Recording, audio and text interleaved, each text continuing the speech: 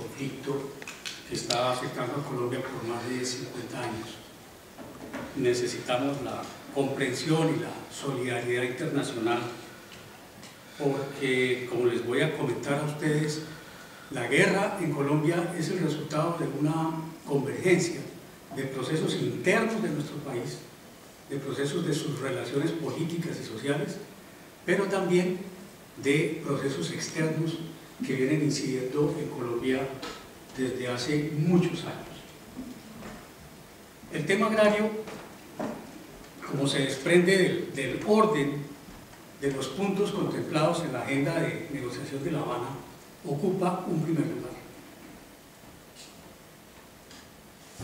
La relevancia de este tema está expresada no solo en esa ubicación que tiene dentro de la agenda, sino de la inmensa dificultad que ha tenido de solventarse todo ese primer punto.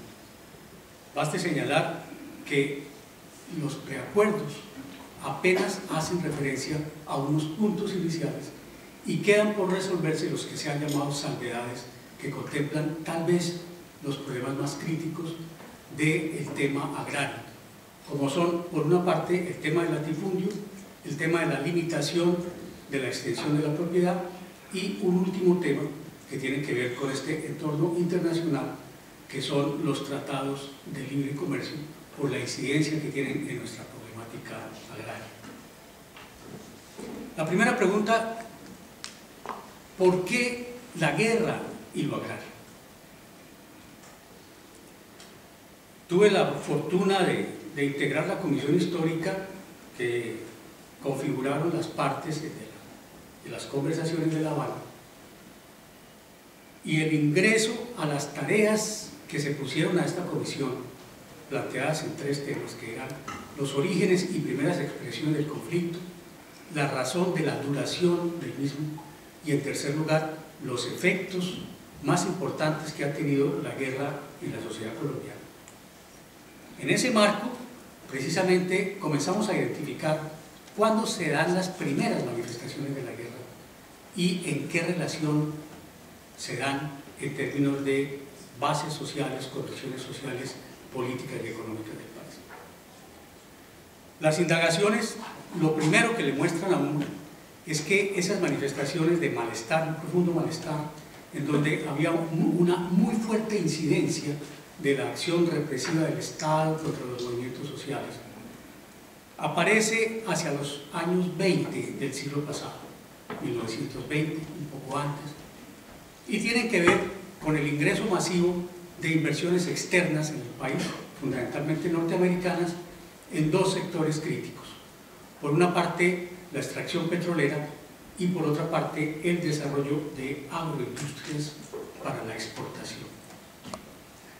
El problema es que este ingreso de la inversión externa lo que entra es a fortalecer unas estructuras preexistentes centradas en la gran concentración de la propiedad territorial, que se comienza a afianzar desde el siglo XIX, poco después de la independencia, de la guerra de independencia con España. Es decir, hay un proceso de apropiación de las tierras públicas y de configuración del gran latifundio que se afianza con la inversión externa.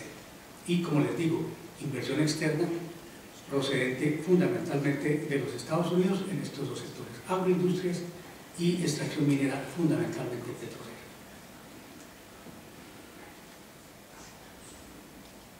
Las tensiones que se crean con el ingreso del capital externo en una sociedad que ya estaba afectada por el impacto de la apropiación monopólica de la propiedad hacen que ocurran y se desarrollen muchas tensiones en el interior de la sociedad, frente a las cuales se van definiendo dos tipos de proyectos de sociedad. Un proyecto que apunta al afianzamiento de la gran propiedad como base de la organización económica y política del país, es decir, la gran propiedad como el eje fundamental del ordenamiento político y social del país.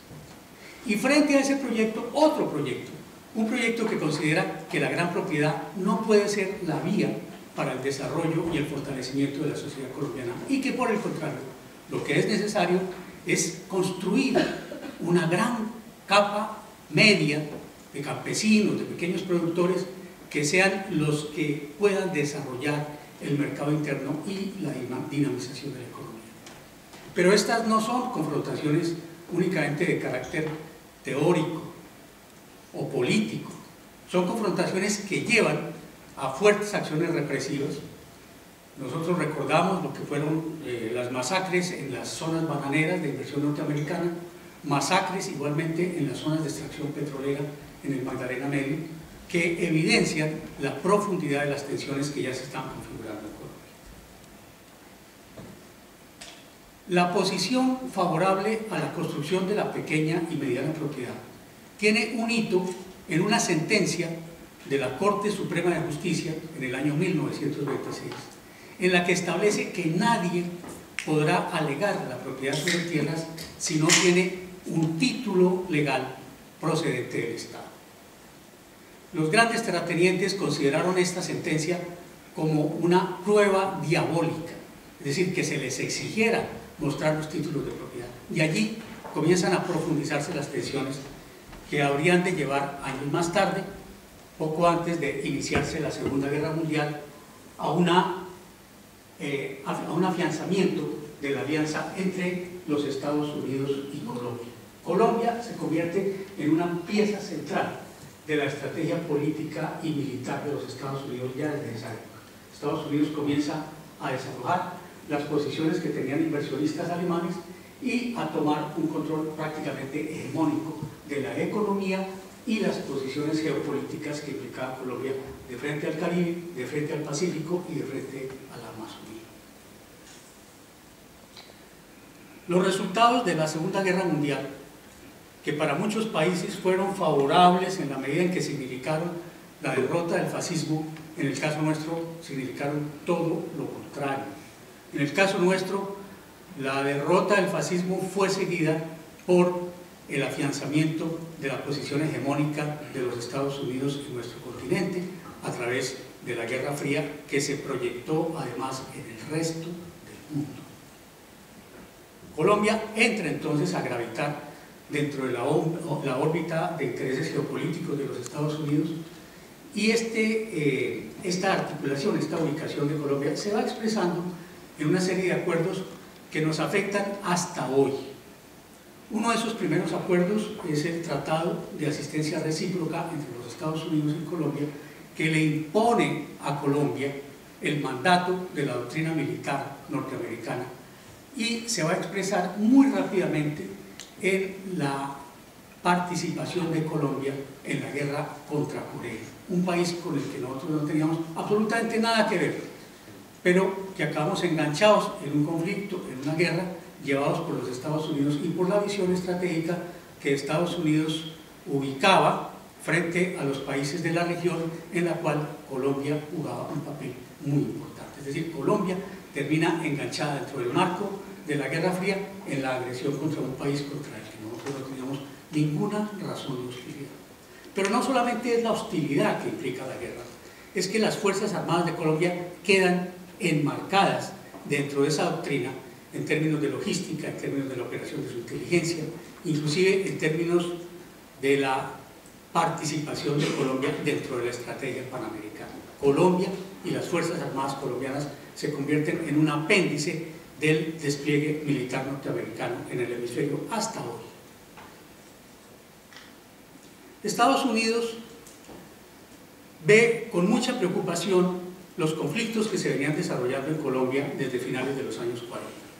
Les recuerdo a ustedes que en esos años, 1948, se produce el asesinato de un dirigente popular, que fue Jorge Eliezer Gaitán, quien encabezaba la posibilidad de un proyecto de mayor participación popular en la vida política y económica del país.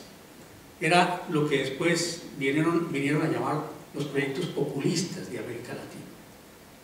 En Colombia, ese proyecto populista que se expresó en Brasil, se expresó en la Argentina, de alguna manera se expresó en la Revolución Mexicana, no alcanzó a cuajar. El asesinato de Jorge Eliezer Gaitán y después la liquidación de su movimiento por parte de fuerzas del Estado y de fuerzas aliadas con el Estado, llevó a la profundización de los conflictos que ya venían de tiempo atrás. Llevó a lo que se ha llamado comúnmente la violencia en Colombia. Y es la coincidencia entre la violencia en Colombia que se desata de fines de los años 40 con nuestro enganche en la estrategia militar norteamericana en el marco de la Guerra Fría, lo que lleva a agravar aún más la guerra que hoy persiste. ¿Por qué se agrava esa guerra? Porque el conflicto que teníamos nosotros se vuelve escenario ya de la intervención directa de los Estados Unidos. El Tratado de Asistencia Recíproca lleva a que los Estados Unidos configuren a Colombia como un laboratorio de guerra contra insurgentes. En el año 1962 comienza a desarrollar el Departamento de Defensa de los Estados Unidos lo que se llamó el Plan LASO, de Latin American Security Operation, una operación constituida por la aplicación experimental de lo que se había aprendido dentro de las escuelas de guerra norteamericanas sobre guerras contra insurgentes.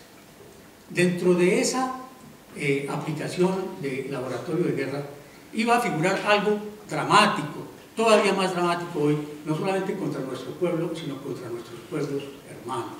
Es el tema del paramilitarismo. Los Estados Unidos, dentro de la doctrina de la seguridad nacional y dentro de la guerra contra el insurgente, conciben la necesidad de formar fuerzas de apoyo a la institucionalidad militar para controlar a la población civil. Estos son los paramilitares. Y esto se comienza a organizar en Colombia tan temprano como en esos años, comienzos de los años 60. La operación de los Estados Unidos a través del Plan LASO contra zonas de resistencia campesina va a dar origen a lo que es el principal contendiente del Estado colombiano en términos armados, la fuerza de la guerrilla insurgente de las FARC. Es en este momento, y precisamente como una respuesta a la intervención norteamericana en el laboratorio de guerra del Plan LASO.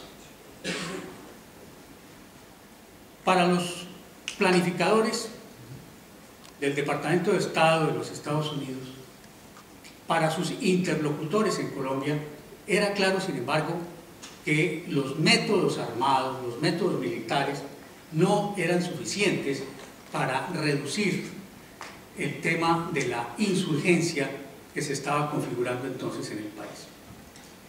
Y en el marco de lo que se llamó la Alianza para el Progreso, el programa de la administración Kennedy, se configura en Colombia lo que se llamó la reforma agraria dentro del marco precisamente de esa Alianza para el Progreso. Una reforma agraria supremamente limitada. Algunos de los especialistas en temas agrarios hablan de una reforma agraria marginal. Y fue una reforma agraria marginal. Tan marginal que al cabo de unos pocos años los grandes terratenientes y empresarios del campo decidieron simplemente eliminar esa débil reforma agraria.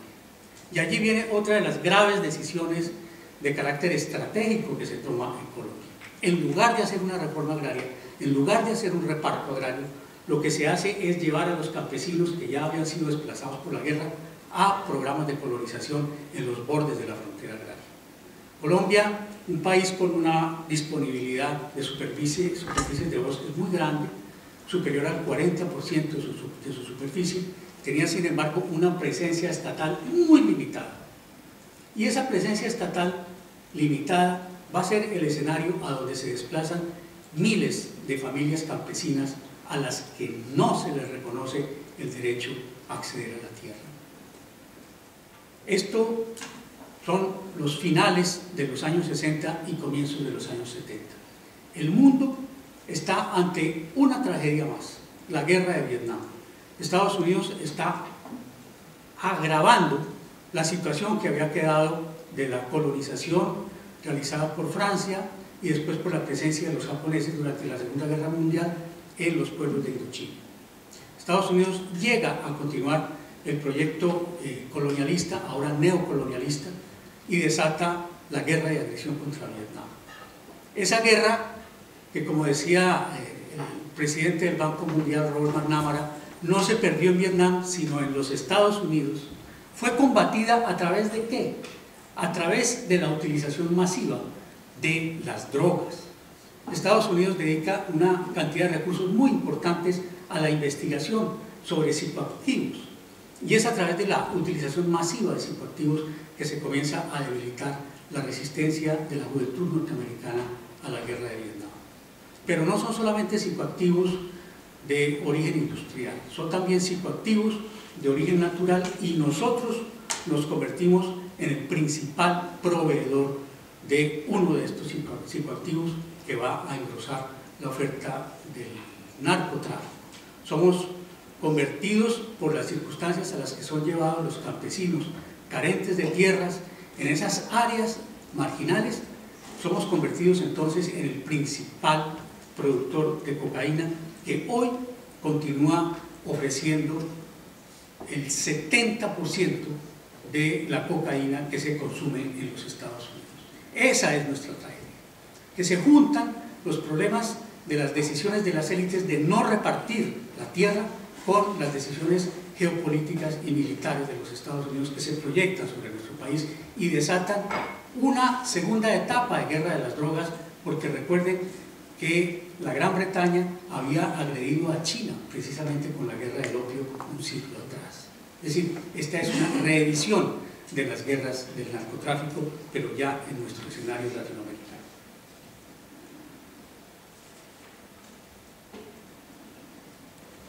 A pesar de las dificultades inmensas que había tenido el campo colombiano, de la ausencia de un reparto agrario, nuestra población había generado condiciones de autoabastecimiento del país.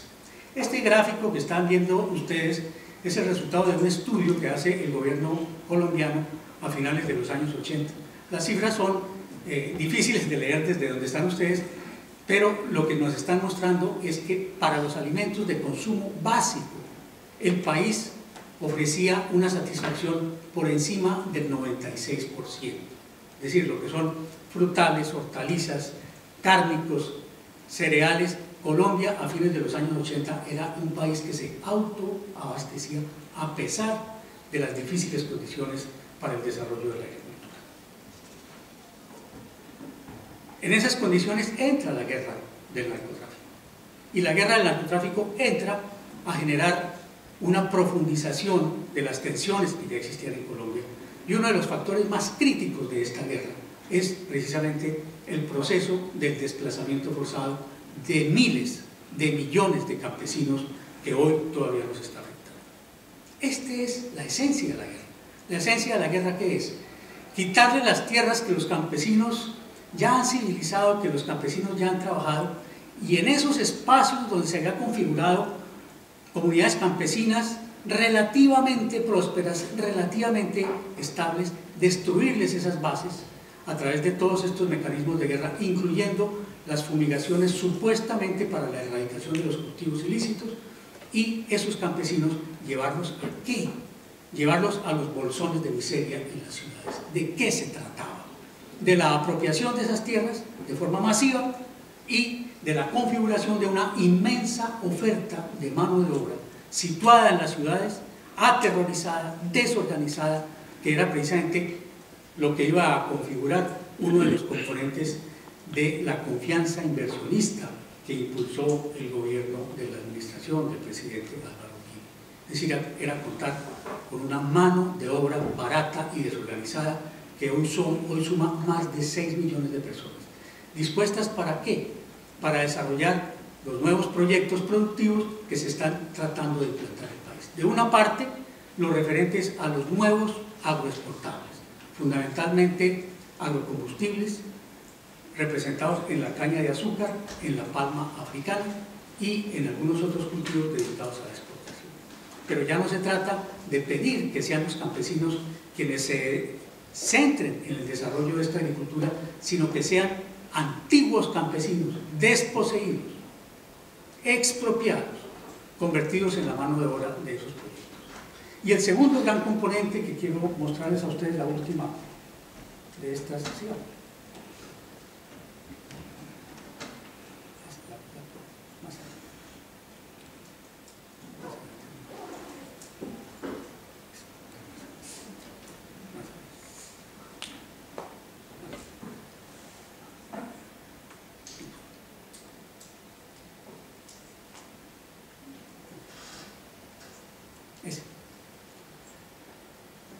La última expresión de la crisis ya no solamente es la destrucción de la agricultura, con la guerra contra los campesinos, el desplazamiento de los campesinos, sino el ingreso masivo de inversiones en minería.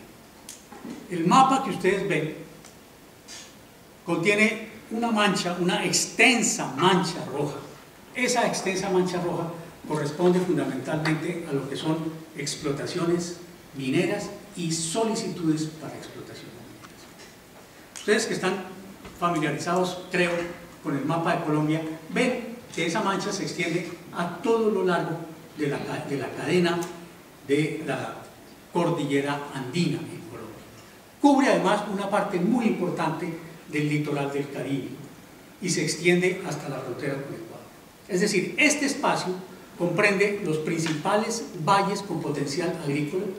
En segundo lugar, los principales espacios de los acuíferos de la región andina, y en tercer lugar, las áreas en donde está asentado el 70% de la población colombiana.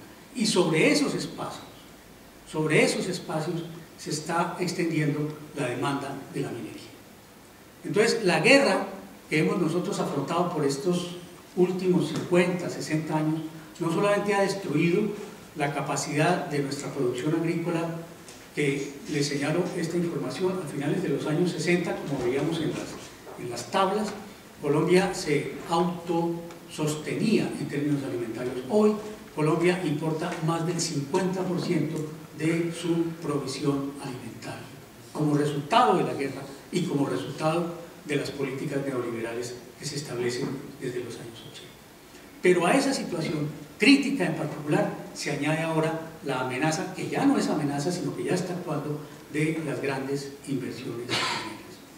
La guerra, como les decía yo a ustedes, ya no solo se extiende por los espacios del territorio colombiano, sino que, como ustedes conocen, ya se ha ido expandiendo hacia la frontera con Venezuela, en donde nosotros debimos padecer, porque lo padecemos como hermanos del pueblo venezolano, la agresión de estructuras paramilitares contra Venezuela, una agresión que comprende no solamente acciones de sabotaje político, sino también de sabotaje económico, el contrabando de extracción que están desarrollando las unidades paramilitares como punto de apoyo para las acciones de contrabando de bienes producidos o importados de Venezuela hacia los mercados colombianos.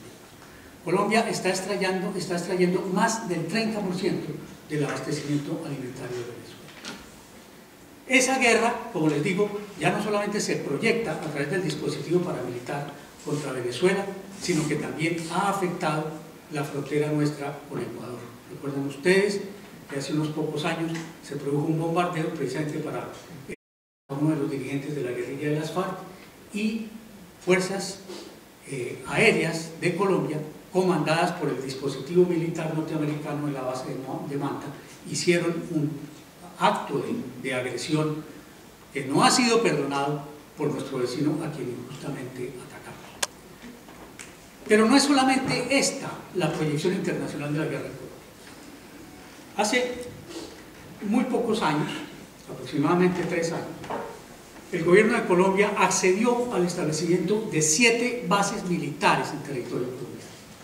La base más importante, que está localizada en el corazón del país, la base de Palanquero, es una base que sirve grandes aviones de transporte que pueden desplazarse sin reabastecerse de combustible hasta la Patagonia, o pueden proyectarse para operaciones de apoyo logístico en el África. Eso es lo que está significando la guerra en Colombia. El establecimiento de esas bases se hace bajo la justificación de la guerra. ¿Qué más que desmontar esa guerra para quitar los últimos argumentos que quisieran tener para una presencia militar de Colombia en los Estados Unidos en Colombia? En esa medida, reconocer el carácter internacional de esa guerra tiene necesariamente que encontrar eco en la comunidad internacional. Estamos prestándonos para una agresión contra nuestros países hermanos.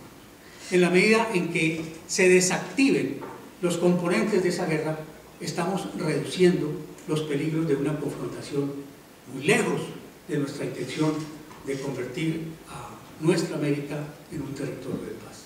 Muchísimas gracias.